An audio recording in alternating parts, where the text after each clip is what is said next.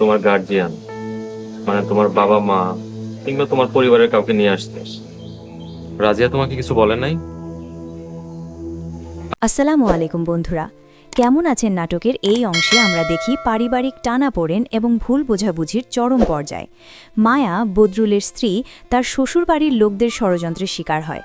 তার ভাসুর ও যা তাকে বাড়ি থেকে বের করে দেওয়ার জন্য উঠে পড়ে লাগে। তারা বদরুলকে প্ররোচিত করে মায়াকে ডিভোর্স দেওয়ার জন্য, যাতে বদরুল অন্য কোনো শিক্ষিত ও সুন্দরী মেয়েকে বিয়ে করতে পারে। মায়া তার মামির কাছে গিয়ে নিজের দুঃখের কথা জানায় এবং জানতে পারে যে তার মামি না বুঝে সব সমস্যার সূত্রপাত ঘটিয়েছে। অন্যদিকে জামাল তার ভাই রোমানকে বাঁচানোর জন্য মরিয়া। রোমান এবং তার বন্ধু পুলিশ থেকে বাঁচতে আত্মগোপনে আছে। জামাল গোপনে রহিম মোল্লার অর্থাৎ মামলার বাদীর সাথে দেখা করে এবং তাকে 7 লক্ষ টাকার বিনিময়ে আপোস করার প্রস্তাব দেয়। জামাল চায় না বিষয়টিতে পুলিশ বা চেয়ারম্যান জড়াক, কিন্তু চেয়ারম্যান তলে তলে অন্য চাল চালছে।